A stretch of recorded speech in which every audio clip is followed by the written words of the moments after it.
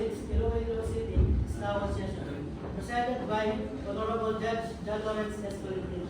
Mr. Interpreter, please read the prayer. Let us pray.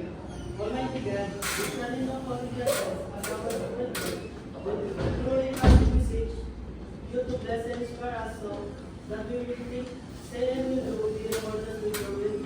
Enlighten our minds, strengthen our spirit, and fill our hearts with your love, wisdom and understanding, so that we will become complete sellers of truth, justice and peace in our pursuit today.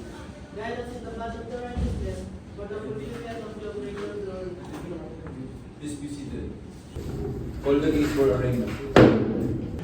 Criminal case number 05-27891, before the Philippines, execution level for serious physical injuries under Article 263 of the Revised Penal Code.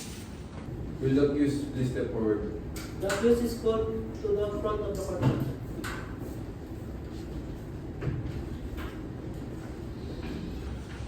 Ginoong Elpidio Ruedo, kayo ay sinasakta sa kasong serious physical injuries sa ilalim ng Artikulo 263 ng Revised Penal Code. Pinapahalin sa inyo ay yung karapatan sa abogado at iba pang karapatan konstitusyonal. Ano ang inyong biro sa sasaktan?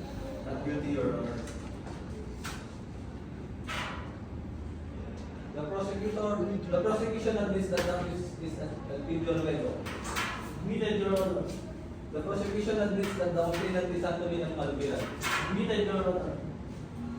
The parties admit that an incident occurred on September 5, 2005 in Iloilo City.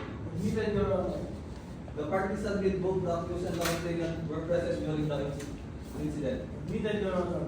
The prosecution states that the accused unlawfully attacked the complainant. Admitted, Your Honor. The prosecution states that the accused was the aggressor during the incident. Admitted, Your Honor. The prosecution states that the complainant sustained a fractured frontal because of the punch delivered by the accused. Admitted as to the injury, but not as to the allegation of intent to cause serious physical injuries, Your Honor. The prosecution further states that the complainant underwent medical and dental treatment after the incident. Admitted, Your Honor. The prosecution states that the accused intended to inflict serious physical injuries upon the complainant. Admitted, Your Honor. Let the admitted facts be entered into the record. The parties may now proceed with the presentation of evidence. Your Honor, the prosecution will present the following evidence. Will present the following evidence. First, the exhibit A, medical certificate, medical legal report issued to the complainant Antoninas Palpiran. Objection. Second, exhibit B, dental receipt showing the accused cause of the treatment for the fractured front tooth. No objection. And lastly, exhibit C, photograph of the injured and the fractured tooth. No objection. Against any comment? No objection as to what is, Your Honor, subject to proper identification during trial. Noted. The evidence is submitted for purpose of marking. Subject to proper identification during trial. Let the stipulation be rewarded. Is there any admission of facts between parties? Yes, Your Honor. We stipulate that the accused and the criminal knew each other prior to the incident. Will be only the identity of the accused and complainant, Your Honor, at the manner of the incident. Noted. Your Honor, we will request that the judicial affidavit of the accused Elpidio Ruedo be marked as exhibit 1 for the defense. Marking accordingly. President, please show it to the opposing counsel.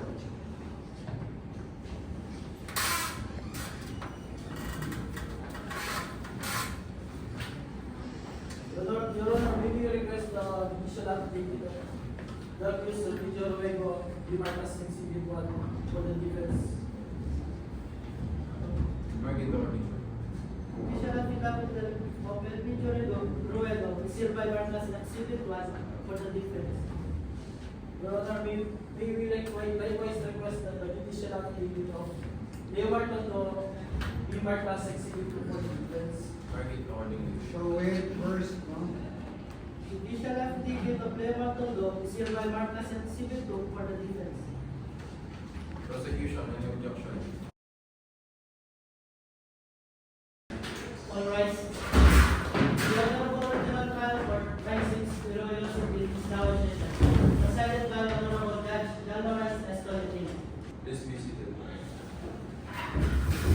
Call the case. Criminal case number 05-2789, people of the Philippines versus Elpidio Ruedo for serious physical injuries under Article 263 of the revised penal code. Are the parties ready to proceed? Ready, Your Honor. Proceed to presentation of the prosecutor. First witness.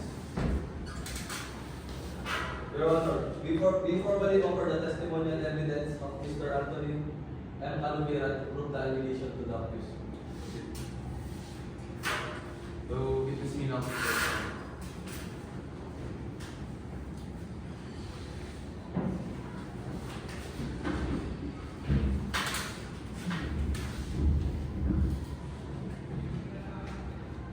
Anong lingwahe na itindihan mo?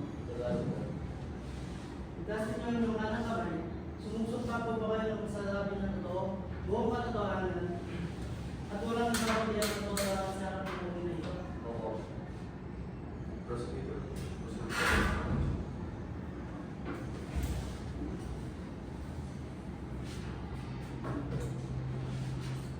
Do you remember executing this affidavit? Naalala mo ba kung ginawa ko ang aking Oo. Are you the one who signed this affidavit? Ito ba ang gumawa ng pirmahan na Opo. Please state your name for the record. sabi yung mga What if anything did not use when they approved you? anong ginawa ng mga akusado nang lumapit siya sa iyo? Yan yung cause of the law. Do you remember the incident that happened on September 5, 2005? Naalala mo ba yung gumawa ng kaya nung sa kanya Opo. Where were you at around 10:30 in the evening? Nasa po kayo ba ng 10:30 ng gabi? Nasa Pawang walk out in the hills. What were you doing there? Ano po ang ginagawa niyo ng mga Last question. Maghihintay ko ulit. Are you certain that he is the same person who punched you? Instruction, Your Honor. Effective. The witness already identified the accused. Stay. Counsel, move to another point. No further question, Your Honor. Defense counsel, are you ready for the cross-examination? Yes, Your Honor. Proceed.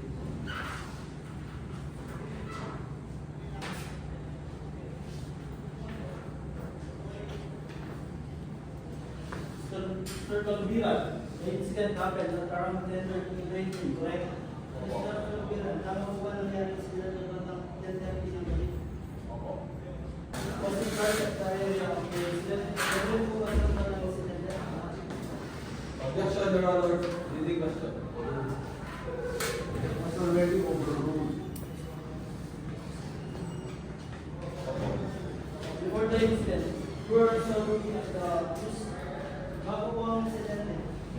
Nakatingin din po ba sa There was already tension between you and the accused before the punch happened. Attention na po ba pagitan sa inyo ng observer bago mangyari ang suntukan? Tama po ba? Yes, po. So the alternation did not continue for a long time of period. Objection, Your Honor. Leading question. Overruled.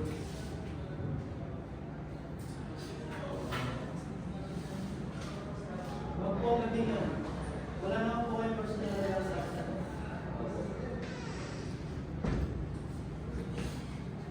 The question was overruled. It means that you may be allowed to ask a question. Why hindi sinasagot ng ating witness? The whole point of the overruling is for the overruling allowed po yung question, no? So sagutin mo yung tanong. Wala po. No further question, Your Honor. Proceed.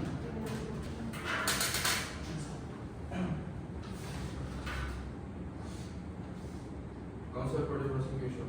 May proceed to the formal order. Thank you, Your Honor. At this point, the prosecution formally offers the evidence to prove the guilt of the accused beyond reasonable doubt.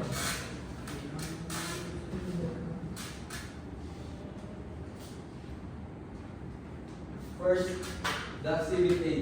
Judicial affidavit of Anthony N. Calumira to establish the incident and injuries suffered.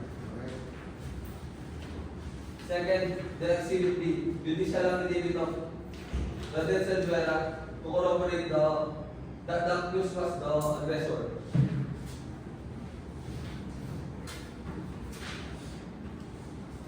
And lastly, the exhibit C, medical evaluation. Overruled. Did the questioner allow the cross-examination? Parang masabi ko lang po pero hindi ko po intention. And after that, you will get you punch in the mouth. Objection, Your Honor. Hindi question. Overruled. Did the questioner allow the cross-examination? So you did physically strike him, correct? Objection, Your Honor. Hindi question. Overruled. Did the questioner allow the cross-examination? If I may,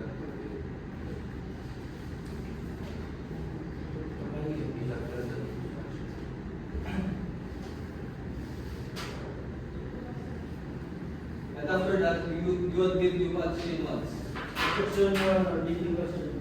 Overruled. Did the questioner allow the cross-examination? Opo, kilala ko na depensa lang. last warning Last warning, defense. for what? For objecting on leading question. During cross-examination. For the question. Please proceed. Just proceed. In fact, no one saw him, you get first. Wala naman kita na siya ang nagsimulat sa inyo, tama? Opo. After the incident, you left the scene immediately, correct? Last question.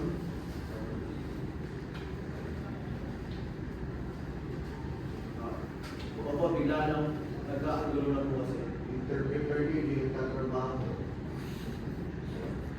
Umalis po ba kayo agad pagkatapos mag-disabilitas? Opo, nagkakagulo na po kasi. You did not assist the complainant after he was injured, did you? Hindi niyo ba tinulungan na sugatan, tama? Opo, nagkakagulo na po kasi. Last question. No further question, Your Honor. Proceed to the second witness of the defense. Witness is excused. Let's proceed with your fourth offer.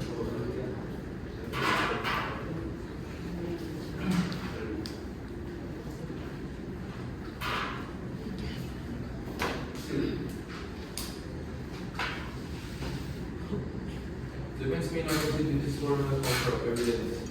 Sitting Your Honor, the defense formally offered the evidence to show the not criminally liable that the incident arose from a sudden confrontation without intent to cause serious injuries.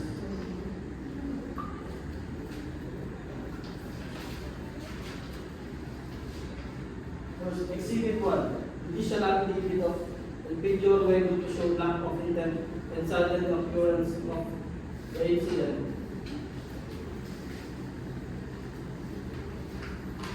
Exhibit 2, judicial affidavit of Leo Martin to show that the incident was sudden and that the complainant allegedly initiated the confrontation. Prosecution, any objection? No objection, Your Honor. Noted.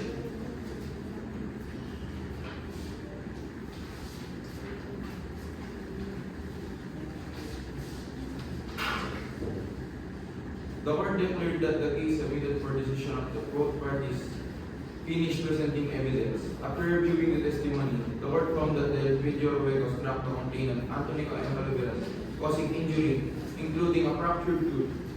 The accused's claim of self-defense was not sufficiently proven. However, the injury was not considered serious physical injury since the tooth was later repaired and no permanent deformity was clearly established.